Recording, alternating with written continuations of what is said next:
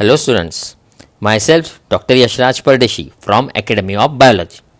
आज के इवोल्यूशन के लेक्चर में हम पढ़ेंगे बेसिक कंसेप्ट्स अबाउट इवोल्यूशन। हम इन्हें फास्ट में रिवाइज करेंगे। तो पहले हम देखते हैं origin of earth. Stellar distances are measure in light years. फिर बिग बैंग थ्योरी के हिसाब से universe originated 20 billion years ago, earth about 4.5 billion years ago, and life appeared 4 billion years back. Theories of origin of life में आपको पता होना चाहिए, origin of life on earth is called protobiogenesis. Theory of spatial creation was given by Father Sadrez. Cosmozoic theory, it spans spermia theory. इसके हिसाब से spores from outer space came to the earth and life was preserved inside the spores. And the spores were present inside meteorite from the distant planets.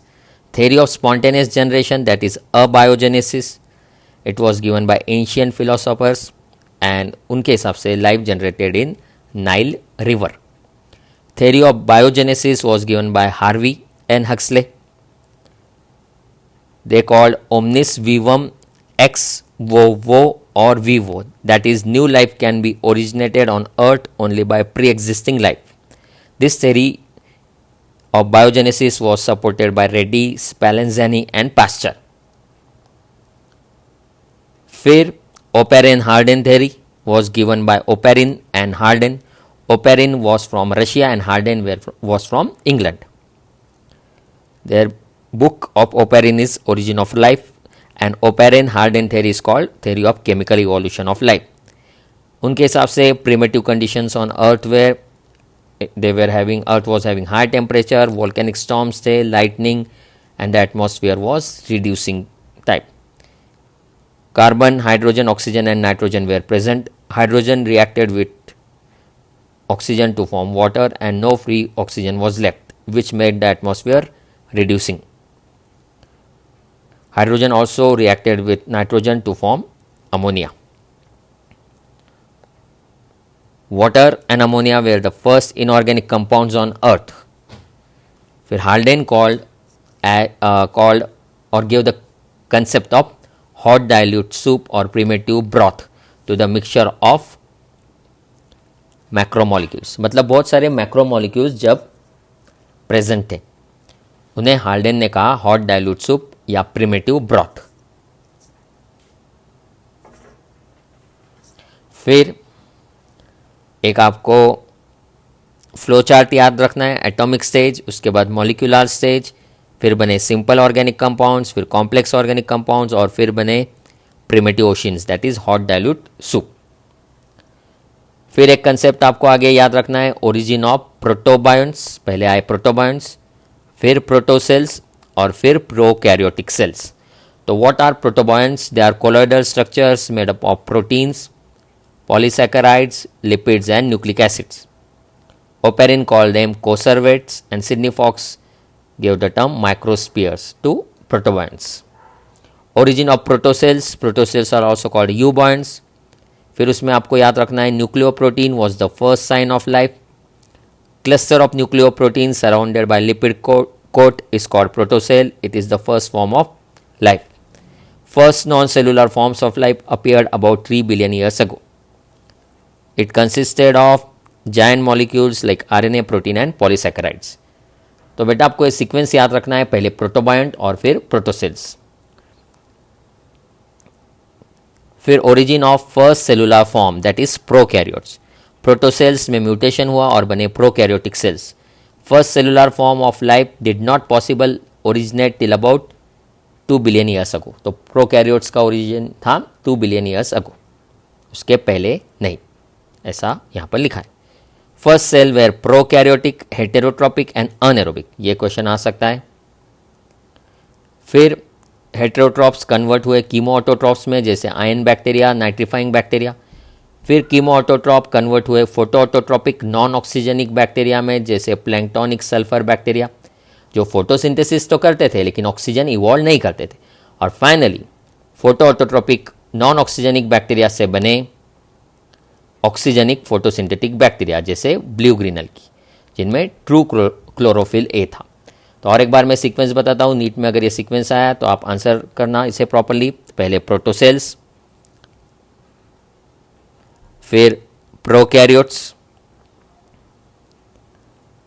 Prokaryotes में पहले heterotrophs, फिर कीमोऑटोट्रॉप्स, फिर फोटोऑटोट्रॉपिक non oxygenic bacteria, और फिर फोटोऑटोट्रॉपिक oxygenic bacteria.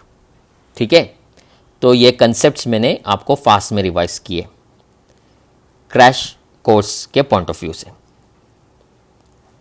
इसके साथ आपको NCERT का पेज नंबर 126 और 127 पढ़ना है। फिर जैसा कहा है, cyanobacteria were oxygen evolving and liberation of free oxygen resulted in formation of ozone. फिर अर्थ का एटमॉस्फेयर जो पहले रिड्यूसिंग था अब वो ऑक्सीडाइजिंग होने लगा, देन केमिकल इवोल्यूशन स्टॉप। उसके बाद आए eukaryotic cell about 1.5 billion years ago in primitive oceans.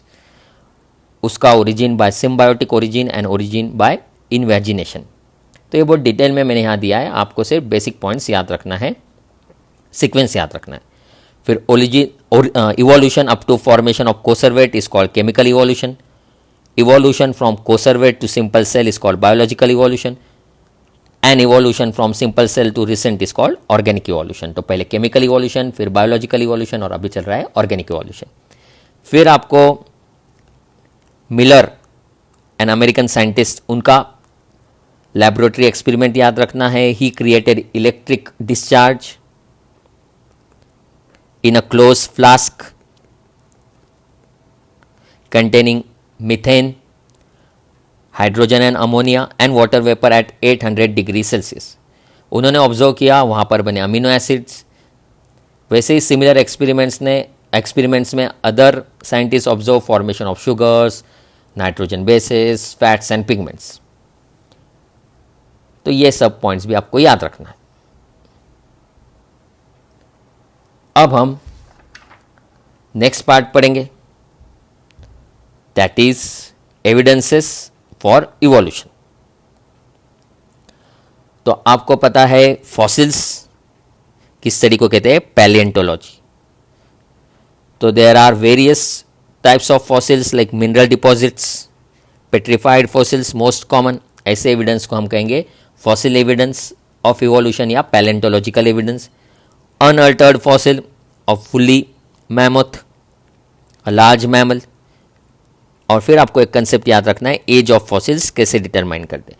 तो बेटा ये नोट्स के थ्रू मैं फास्ट में आपसे रिवाइज करा रहा हूँ, ठीक है। तो एज ऑफ फॉसिल्स के लिए आपको मेथड्स याद रखनी है, uranium lead method, radiocarbon method, potassium argon method for hominoid fossils, electron spin resonance method. It is the modern most accepted technique to determine the age of fossils. So study of fossils is called paleontology. It is very very important evidence to prove how the evolution occurred. फिर कुछ और evidences हम देखते हैं, जैसे comparative anatomy और morphology shows similarities and differences among organisms of today and those that existed years ago. In similarities और differences की मदद से हमें इवोल्यूशन का पता लगता है। जैसे homologous organ, homologous organ shows divergent evolution. ये ऑर्गन्स कैसे होते हैं, they are structurally similar, they have similar anatomical structure but they differ in functions. तो ये कॉमन एंसेस्ट्री बताते हैं। All of them have similar anatomical structure. जैसे आप देख सकते हो वेल्स, बैट्स, चीता, ह्यूमन, उनके फोर लिम्ब के बोन्स सिमिलर होते हैं, ठीक है। उनका एनाटॉमिकल स्ट्रक्चर सेम होता है, उनमें ह्यूमरस होता है, रेडियस होता है, अल्ना होता है, कार्पल्स होते हैं, मेटाकार्पल्स, फेरेंजेस होते हैं, लेकिन उनके फंक्शंस अलग होते हैं। तो ये एक एग्जांपल है होमोलोगस ऑर्गन्स का। फिर वर्टिब्रेट हार्ट्स और ब्रेन, ये दूसरा एग्जांपल। और तीसरा example thorn and tendril of bougainvillea and Cucurbita. जैसे थॉर्न का काम है प्रोटेक्शन और टेंड्रिल का काम है सपोर्ट, लेकिन दोनों के स्ट्रक्चर मोर और लेस सेम होते। फिर जैसा आपके एनसीईआरटी के पेज नंबर 131 पर दिया है, homologous organs, man, cheetah, whale, bat, structurally they are similar लेकिन फंक्शन उनका अलग है। चीता का रनिंग, वेल का स्विमिंग, बैट का फ्लाइंग, मैन का to hold the objects. These are different functions of forelimbs of these animals. फिर mouth parts of insects, they also show homology. Analogous organs, they show convergent evolution. They are not anatomically similar, but they perform similar function. Example, wings of birds and insects, eye of octopus and mammals, flippers of penguins and dolphin, and sweet potato and potato. Sweet potato is root modification, potato is stem modification, लेकिन दोनों का काम same है, they store food. वैसे penguin के flipper और dolphin के flipper का स्ट्रक्चर अलग है, लेकिन फंक्शन सेम है. तो ये सब पॉइंट्स आपको याद रखना है. होमोलोगस ऑर्गन्स और analogous organs, these are very very important topics for our NEET exam. फिर आपको और एक कंसेप्ट याद रखना है, मॉलिक्यूलर होमोलॉजी. मतलब प्रोटीन्स, जीन्स, उनके फंक्शन, ये बायोकेमिकल सिमिलरिटीज होती है वेरियस ऑर्गेनिजम्स में ऑन द प्लैनेट अर्थ. इसे कहते हैं मॉलिक्यूलर होमोलॉजी. फिर हम देखते हैं एग्जांपल्स ऑफ नेचुरल सिलेक्शन, वो भी इवोल्यूशन के एविडेंस है, जैसे इंडस्ट्रियल मेलानिज्म. 1850s में before industrialisation set in England, white wing moth का प्रमाण ज़्यादा था as compare to dark wing और मेलानाइज मॉथ. लेकिन आफ्टर इंडस्ट्रियलाइजेशन पोल्यूशन बढ़ा, इसलिए लाइकेंस का प्रमाण कम हो गया, और इसलिए white wing moths were easily preyed upon their predator. मतलब बिफोर इंडस्ट्रियलाइजेशन जो कंडीशन थी, ट्री ट्रंक्स वो थे वाइट, तो व्हाइट विंग मॉथ उस पर चुप जाते थे और उनका शिकारी उन्हें पकड़ नहीं सकता था बिफोर इंडस्ट्रियलाइजेशन. लेकिन after industrialisation tree trunk they become dark due to industrial smoke and soot. इस कंडीशन के कारण white wing moths did not survive, क्योंकि उनके प्रेडेटर्स जो ट्रंक था वो ब्लैक हो गया, और उसके खिलाफ उसको कॉन्ट्रास्ट में white wing moth were easily catch by the predators. After industrialisation कैसा हो गया, ट्री ट्रंक हो गया ब्लैक, इसलिए dark wing moth could camouflage and survive. तो बिफोर इंडस्ट्रियलाइजेशन कौन से मॉथ को एडवांटेज था, व्हाइट विंग मॉथ को, and after industrialisation dark wing moth को. So that is example of natural selection known as industrial melanism. फिर आपको पता होना चाहिए एक point, in a mixed population those individuals or those organisms that can better adapt, they survive and increase in population size. Remember, दोनों में का कोई भी वेरिएंट कंप्लीटली वाइप्ड ऑफ या खत्म नहीं हुआ, लेकिन उनका पॉपुलेशन कम ज़्यादा हुआ. बिफोर इंडस्ट्रियलाइजेशन किसका पॉपुलेशन कम था, डार्क विंग मॉथ का, and after industrialisation white wing moth का. यह आपको पता होना चाहिए, this is very very important. फिर आपको पता होना चाहिए सिकल सेल एनीमिया, जो हमने पढ़ा था मेंडलिज्म में. It is an example of balancing selection, selection of heterozygote. जैसे HbA, HbS जीनोटाइप वाले जो इंडिविजुअल्स रहते हैं, उनमें they are sickle cell anaemia carrier as well as they are resistant to malaria, क्योंकि इनके RBCs में मलेरिया पैरासाइट ग्रो नहीं होता या मल्टीप्लाई नहीं होता. So that is an example of balancing selection seen in certain African population. तो ये आपको पता होना चाहिए. फिर NCERT एक पॉइंट कहता है जो मैं आपको एक्सप्लेन कर रहा हूं. वो कहता है evolution is not a directed process in the sense of determinism. मतलब हम इवोल्यूशन को ऐसा मेजर नहीं कर सकते 2 + 2 = 4, 4 + 4 = 8. It is a random process, it is a stochastic process based on chance events in nature and chance mutation. तो उसका कोई एक स्पेसिफिक फॉर्मूला नहीं है. तो आपको ट्रू और फॉल्स में आएगा, is evolution a stochastic process और a random process, you will say yes true. It is based on chance events in nature and chance mutation in the organism. ये कुछ पॉइंट्स आपको पता होना चाहिए. फिर types of natural selection, stabilising, directional और disruptive. Stabilising selection में क्या होता है, It occurs in population and tends to eliminate extremes from population. For example, there is an optimum wing length for a hawk of a particular size with certain mode of life in a given environment. Birth weight of human babies. Stabilizing selection मतलब ऐसा selection जिसमें peak gets higher and narrower. ठीक है, ये आपको NCERT के page number 136 पर मिलेगा. मतलब उसमें क्या होता है, नेचर जैसा birth weight of human babies का हम एग्जांपल देते, जो ह्यूमन बेबीज का बर्थ वेट बहुत कम है उनका भी डेथ हो सकता है, और जिसका बहुत ज़्यादा है उनका भी डेथ हो सकता है. जिसका ऑप्टिमम है, मॉडरेट है, दे कैन सर्वाइव. सो जैसा बहुत ही कम वेट है, 2 kg से एकदम नीचे 1.5, 1 kg, 1.6 kg, उनको रिस्क रहता है लाइफ को.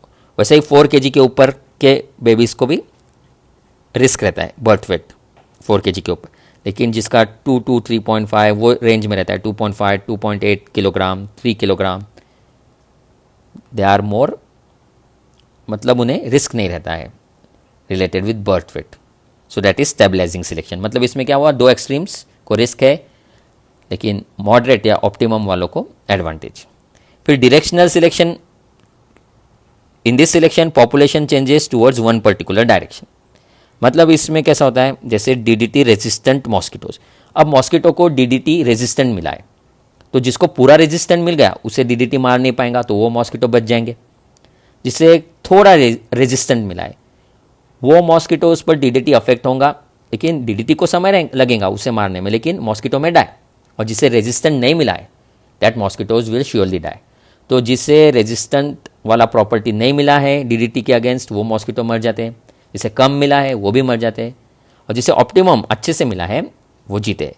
तो एक डायरेक्शन में पीक शिफ्ट हो रहा है, that is called directional selection. Evolution of giraffe भी उसका एग्जाम्पल है. ठीक है. Disruptive selection. It favours both small size and large size individuals. It eliminates most of the members with mean expression, so produces 2 peaks in the distribution of the trait that may lead to development of 2 different population. जैसा मैंने कहा है different colour मॉलुस्क. अभी आप एक consider करो, white sand है और वाइट मॉलुस्क उस पर चुप जा रहे हैं, तो वाइट कलर के मॉलुस्क बच जा रहे हैं, तो एक एक्सट्रीम बच गया. फिर जो डार्क रॉक्स है उसमें डार्क कलर के मॉलुस्क चुप जा रहे हैं और वो भी बच जा रहे हैं, तो लाइट और डार्क दोनों बच जा रहे हैं. और बीच के रंग बिरंगी मॉलुस्क को छुपने की जगह नहीं मिल रही है, ना वो डार्क रॉक्स के पीछे छुप पा रहे हैं, ना वाइट सैंड के पीछे. वो उनको उनके शिकारी पकड़ ले रहे हैं. तो इसमें क्या हो रहा है, 2 एक्सट्रीम्स वाले जी रहे और बीच के मर रहे, तो that is called disruptive selection. तो और एक बार रिवाइज कराता हूँ. स्टेबलाइजिंग सिलेक्शन में 2 एक्सट्रीम्स चले जाते हैं, बीच के जीते. डायरेक्शनल में लोअर और बीच के रेंज वाले जाते हैं, एक एक्सट्रीम जीता है. और डिसरप्टिव में 2 एक्सट्रीम जीते हैं और मिडल रेंज या मीडियम साइज इंडिविजुअल्स या जो भी वो फिनोटाइप की हम बात कर रहे हैं जिसमें वो प्रॉपरली बीच का जो रेंज है मीडियम रेंज वाले दे डाई. तो दैट इज डिसरप्टिव सिलेक्शन. फिर आपको और एक कंसेप्ट पता होना चाहिए, genetic basis of adaptation given by Lederberg, replica plating experiment to illustrate the role of natural selection. There are mutations which are actually pre adaptive. तो Lederberg के हिसाब से ऐसा कहना है कि ऑर्गेनिजम्स में वो म्यूटेशन या वो जीन्स पहले से रहते हैं, लेकिन वक्त आने पर वो एक्सप्रेस होते हैं और उस स्पेसिफिक ऑर्गेनिज्म को स्पेसिफिक एनवायरनमेंट में अडेप्ट होने की प्रॉपर्टी देते हैं. तो आपको सिर्फ इतना पता होना चाहिए, बेटा मैंने बहुत डिटेल में लिया है, आपको पता होना चाहिए mutations are actually pre adaptive और genetic basis of adaptation was given with the help of Lederberg replica plating experiment, जहाँ पर उन्होंने कुछ बैक्टीरियल कॉलोनीज और एंटीबायोटिक का यूज़ करके वो एक्सपेरिमेंट्स परफॉर्म किए थे, जो हम हार्डी विनबर्ग प्रिंसिपल पढ़ते वक्त भी रिवाइज करने वाले हैं. फिर हम अभी पढ़ते हैं कुछ points related with Darwinism. So Charles Darwin was from Britain. उनके 2 इम्पॉर्टेंट कंसेप्ट्स याद रखना, branching descent and natural selection. These are the two concepts of Darwinian theory of evolution. It is also called as origin of species by natural selection. उनके हिसाब से एक ही fitness सब में important है, that is reproductive fitness. The organisms which are better adapted to survive, जो survive हो जाते हैं हॉस्टाइल एनवायरमेंट में, उनकी फिटनेस, रिप्रोडक्टिव फिटनेस हेल्प करती है स्पेसीज को आगे बढ़ाने में, प्रोजेनी को आगे बढ़ाने में. उनका कहना है adaptive ability is inherited, it has a genetic basis, fitness is the end result of ability to adapt and get selected by nature. Darwin was influenced by the work of Thomas Malthus on population. फिर Darwin के 5 principles आपको पता होना चाहिए: overproduction, struggle for existence, variation and heredity, survival of the fittest and origin of new species. बहुत सारे organisms का population बहुत ज़्यादा होता है, they produce in a enormous वे, बहुत ऑफस्प्रिंग्स दे प्रोड्यूस. इसके कारण स्ट्रगल होता है. स्ट्रगल होता है 2 स्पेसीज के बीच में, या एक स्पेसीज के 2 मेंबर के बीच में, या एनवायरमेंट से, that is struggle for existence. फिर वेरिएशन और हेरिडिटी उस स्ट्रगल पर एक्ट करती है. जिसके पास सर्वाइवल ऑफ, जो स्ट्रांग होता है, जो अडेप्ट कर लेता है, वो सर्वाइव हो जाता है, उसे डार्विन कहते थे सर्वाइवल ऑफ द फिटेस्ट. और वो survival of the fittest reproduction के जरिए अपनी स्पीसीज आगे बढ़ाता है, that is origin of new species. और कुछ समय बाद, कुछ सालों बाद नई स्पीसीज बनती है. तो आपको सिर्फ ये प्रिंसिपल्स पता होना चाहिए: overproduction, struggle for existence, variation and heredity, survival of the fittest and origin of new species. साथ ही साथ आपको 2 जो मैंने कंसेप्ट बताया, branching descent and natural selection, वो इस पे बेस है, वो भी पता होना चाहिए. ठीक है, अभी हम नेक्स्ट कंसेप्ट पढ़ते हैं. कुछ थेरीज हम पढ़ते हैं with the help of our notes. Lamarckism.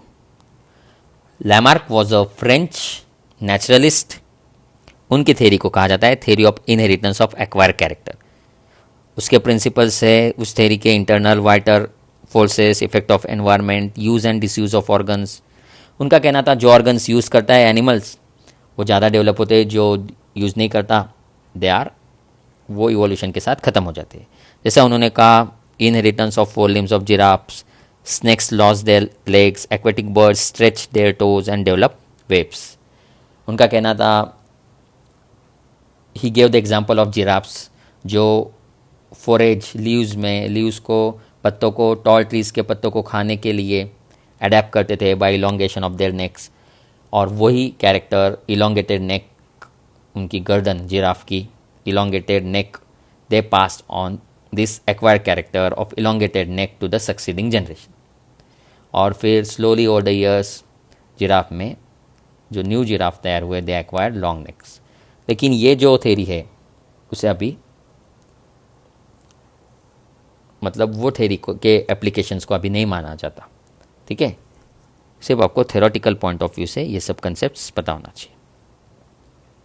वैसे दूसरे एग्जांपल्स भी आप देख सकते हो: snakes lost their legs, aquatic birds stretch their toes and develop webs. फिर एनसीईआरटी पूछता है, इज इवोल्यूशन अ प्रोसेस और अ रिजल्ट? तो जब हम बात करेंगे इस वर्ल्ड की story, when we describe the story of this world, we describe evolution as a process. On the other hand, when we describe the story of life on earth, we treat evolution as a result of a process called natural selection. तो ये points NCERT में दिए, मैंने आपसे discuss किया. बेटा ये lesson है ना, वेग है थोड़ा, तो हमने नोट्स के हिसाब से और एनसीईआरटी के हिसाब से आपको अच्छे से पढ़ना है. ठीक है, हम आपको सभी कंसेप्ट्स यहाँ पर बता रहे हैं, आपको साथ में दोनों को फॉलो करके एनसीईआरटी और नोट्स इसे रिवाइज करना है. तो हमने अभी देखा कुछ कंसेप्ट्स अबाउट डार्विनिज्म और लैमार्किज्म. फिर हम देखते हैं कुछ मिसिंग लिंक्स, जैसे आर्चियोप्टेरिक्स, इक्थियोस्टेजिया, सिमोरिया. फिर कुछ कनेक्टिंग लिंक्स भी आपको पढ़ के रखनी है: यूग्लेना, प्रोटेरोस्पॉन्जिया, नियोपिलिना, पेरीपैटर्स, बैलेनोक्लोसस, लैटिमेरिया, सिलाकान फिश, चाइमेरिया. तो ये मैंने नोट्स में आपको दिया है, आपको ये लर्न करके रखना है क्या वो कनेक्टिंग लिंक या मिसिंग लिंक कौन से दो ग्रुप ऑफ एनिमल्स के बीच में किया। फिर आपको वेस्टिजियल ऑर्गन्स के भी एग्जाम्पल्स लर्न करके रखने हैं, ठीक है। फिर अभी मैं एटाविज्म एक्सप्लेन करता हूं। It is reappearance of certain ancestral characters which had either disappear or were reduce. जैसे कुछ ह्यूमन में ग्रेटली डेवलप कैनाइन होता है जो उनके एंसेस्टर्स में था, मतलब लाखों साल पहले ग्रेटली डेवलप कैनाइन होता था। लेकिन अभी अगर एक आधे न्यू बॉर्न में या एक आधे चाइल्ड में ग्रेटली डेवलप कैनाइन आता है या प्रेजेंस ऑफ टेल आती है न्यू बॉर्न में, तो उसे कहते हैं atavism. So it is a reappearance of certain ancestral characters which had either disappear or were reduce. फिर हाइकल ने दिया बायोजेनेटिक लॉ। उनका कहना था ontogeny repeats phylogeny.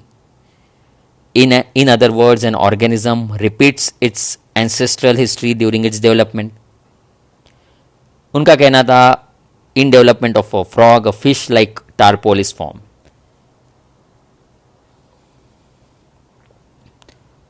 So according to Haeckel, during embryonic development common to all vertebrates, certain features appear. मतलब embryos of all vertebrates including human develop a row of vestigial gill slits just behind the head, but it is a functional organ only in fish and not found in any other adult vertebrate. मतलब उनका कहना था for example frog के development में fish की जैसी stage आती है। जब फ्रॉग का एम्ब्रियो डेवलप होता रहता है तो फिश के जैसी, क्योंकि फिश फ्रॉग से पहले आया, तो फ्रॉग के डेवलपमेंट में फिश की जैसी स्टेज आती है फ्रॉग के एम्ब्रियोनिक डेवलपमेंट में। वैसे ही उन्होंने कहा, उन्होंने कुछ ऑब्जर्वेशन किए, सर्टेन फीचर्स जैसा मैंने अभी आपको डिस्कस किया during embryonic stage common to all vertebrates that are absent in adult. कुछ ऐसे फीचर्स उन्होंने ऑब्जर्व किए। For example embryos of all vertebrates including human develop a row of vestigial gill slits just behind the head, but functional organ is seen only in fish and not found in any other adult vertebrate. लेकिन यह proposal was disapproved. यह proposal disapprove किया Ernst von Baer ने।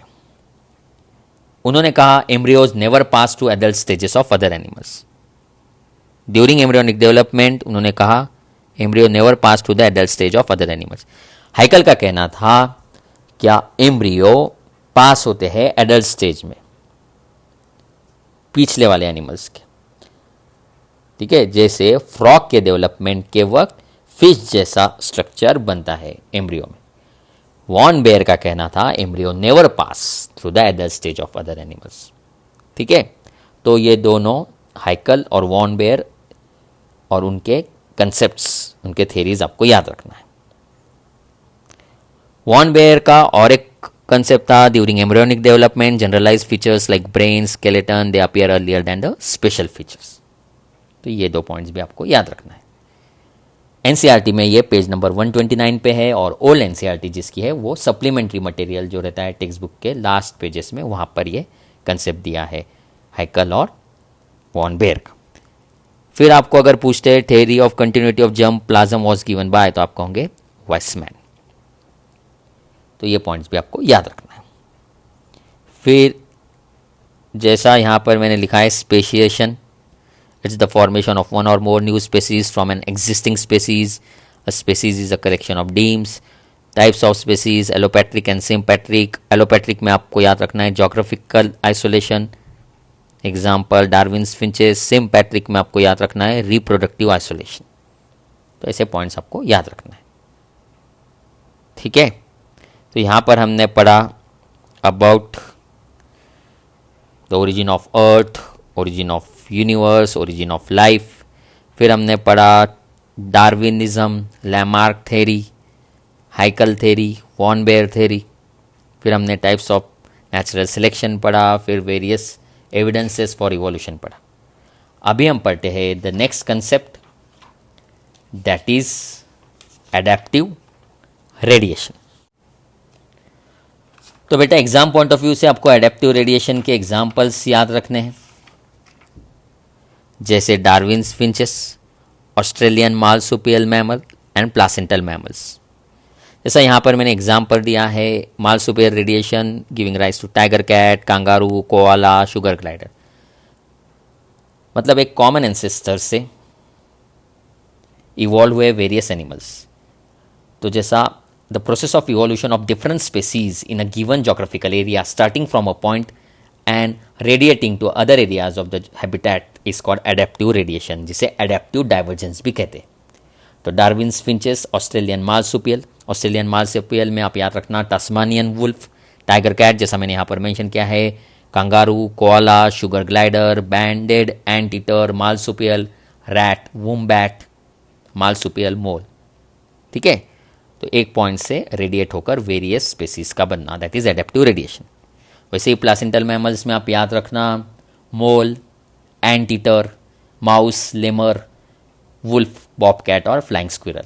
ये आप NCERT के page number 134 पर देख सकते हो। फिर what is convergent evolution? Lemur, that is placental mammal, and spotted cuscus, that is Australian marsupial.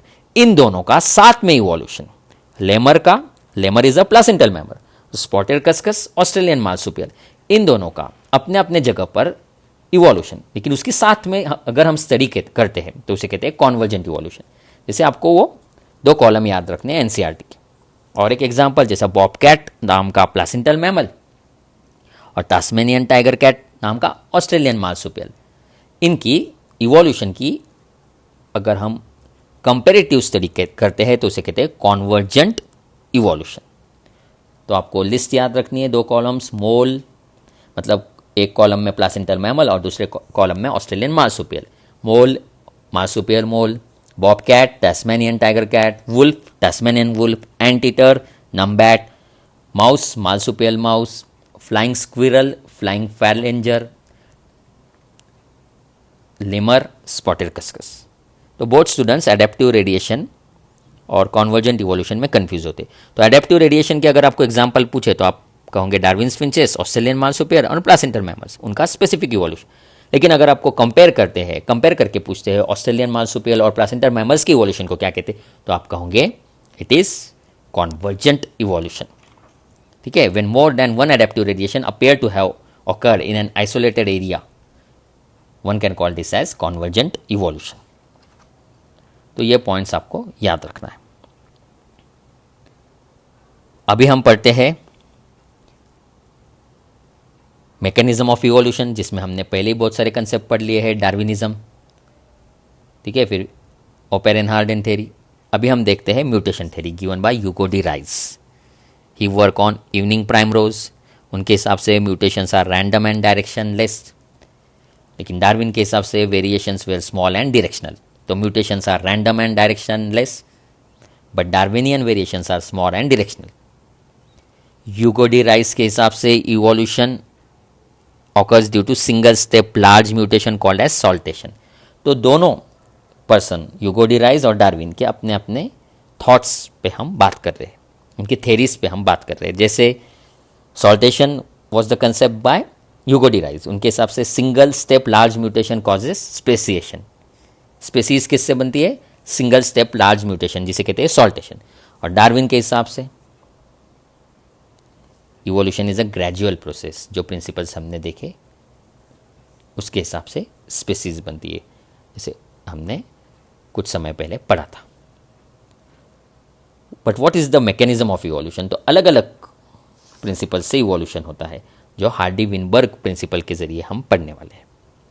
ठीक है, तो हार्डी विनबर्ग इक्विलिब्रियम मतलब allelic frequencies in a population are stable and is constant from generation to generation. जो allele होते हैं, alternative form of a gene, उनकी frequencies in a population है वो स्टेबल होती है और कांस्टेंट होती है फ्रॉम जनरेशन टू जनरेशन। ठीक है, जब वो इक्विलिब्रियम डिस्टर्ब होता है तो फ्रीक्वेंसी चेंज हो जाएंगी, और फ्रीक्वेंसी चेंज होंगी तो इवोल्यूशन होता है। इवोल्यूशन इज जेनेटिक इक्विलिब्रियम या disturbance in genetic equilibrium. Evolution is disturbance in genetic equilibrium resulting in formation of new species. So what is Hardy-Weinberg equilibrium? Allelic frequencies in a population are stable and is constant from generation to generation.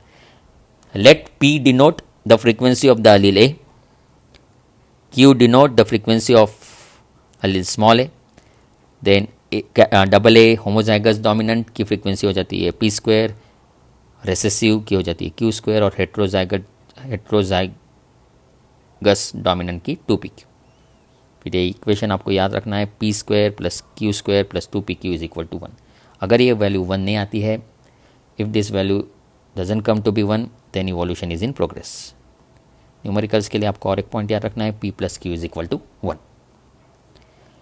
Now we will see the 5 factors which affect Hardy-Weinberg equilibrium. These are gene migration, genetic drift, mutation जो हम पढ़ चुके हैं, genetic recombination it occurs due to meiosis and natural selection. तो genetic recombination मतलब meiosis के work pachytene में there is exchange of genetic material, फिर during reproduction, during sexual reproduction, fusion of gametes lead to recombination and variation. फिर mutation हम पढ़ चुके हैं, नेचुरल सिलेक्शन हम पढ़ चुके हैं. Gene migration, when migration of a section of a population to another place and population occurs, gene frequencies change हो जाती है original as well as new population में. नए जीन्स ऐड होते हैं नए पॉपुलेशन में और ओल्ड पॉपुलेशन से वो निकल जाते हैं. If this gene flow multiple times होता है तो हम उसे कहते हैं जीन माइग्रेशन. अगर एक species of birds area A से जाकर एरिया बी में रहती है, वहाँ उनका ब्रीडिंग होता है, तो दोनों एरिया ए और एरिया बी दोनों की फ्रीक्वेंसीज चेंज होती है. ये मल्टीपल टाइम्स ऐसे फिनोमिना या ऐसे फीचर्स होते हैं तो उसे कहते हैं जीन फ्लो. अगर यही कंसेप्ट बाय चांस होता है तो उसे कहते हैं जेनेटिक ड्रिफ्ट या Sewall Wright effect. If the change in frequency occurs by chance, it is called genetic drift or several right effect. Sometimes the change in allele frequency is so different that new sample of population become a different species. और फिर हम original drifted population को कहते हैं founder species और effect को कहते हैं फाउंडर इफेक्ट. जैसे एरिया ए से कुछ मेंबर एरिया बी में गए, वहाँ उनका ब्रीडिंग हुआ और फिर बी एरिया बी में नई स्पीसीज अगर बन जाती है तो हम इस कंसेप्ट को कहते हैं फाउंडर इफेक्ट. और बी ये जो मेंबर्स गए थे उन्हें कहते हैं जो स्पीसीज जो भी the population which went from area A to B they are called as founder species. फिर जैसा मैंने कहा था लेडरबर्ग्स रेप्लिका प्लेटिंग एक्सपेरिमेंट से रिलेटेड एनसीईआरटी के पेज नंबर 137 पर एक लाइन है, microbial experiment show that pre existing advantages mutations when selected will result in observation of new phenotypes. Over few generation this would result in speciation. तो वो आपको याद रखना है इसके साथ. ठीक है, अगर ऐसा लाइन आता है microbial experiments show that pre existing advantages mutation led to formation of new species, तो उसे आप टिक करोगे लेडरबर्ग्स रेप्लिका प्लेटिंग एक्सपेरिमेंट से रिलेटेड वो कंसेप्ट पूछ रहे हैं. टाइप्स ऑफ नेचुरल सिलेक्शन तो हम पढ़ चुके हैं, स्टेबलाइजिंग, डायरेक्शनल और डिस्रप्टिव. फिर आपको और एक पॉइंट याद होना चाहिए या पता होना चाहिए अगर आउट ऑफ एनसीईआरटी सवाल आता है तो बॉटल नेक इफेक्ट. मैं डिक्टेट करता हूँ, आप नोट डाउन कर सकते हो.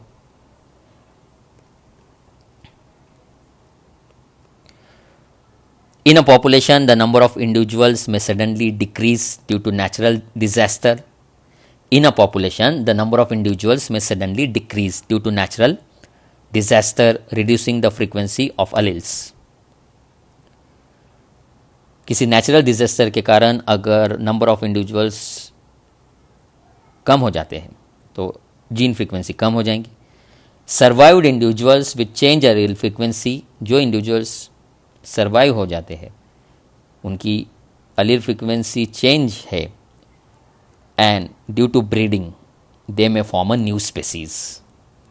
सो this effect is called as bottleneck effect. तो बॉटल नेक इफेक्ट के एमसीक्यू को, अगर ऐसा एमसीक्यू आता है बॉटल नेक इफेक्ट पे, तो उसको आप कैसा आंसर या कैसा पहचानोगे? एक तो उसमें होना चाहिए नेचुरल डिजास्टर और फिर survived individuals with change allele frequency form a new species. वो अगर न्यू स्पीसीज बनाते तो उसे कहते हैं बॉटल नेक इफेक्ट. ठीक है, तो ये था revision about the topic evolution. Next lecture में हम पढ़ेंगे अबाउट जियोलॉजिकल टाइम स्केल और हम पढ़ेंगे about origin and evolution of human. आपको जो आज मैंने पढ़ाया वो अच्छे से एनसीईआरटी और नोट्स से रिवाइज करना है। Thank you.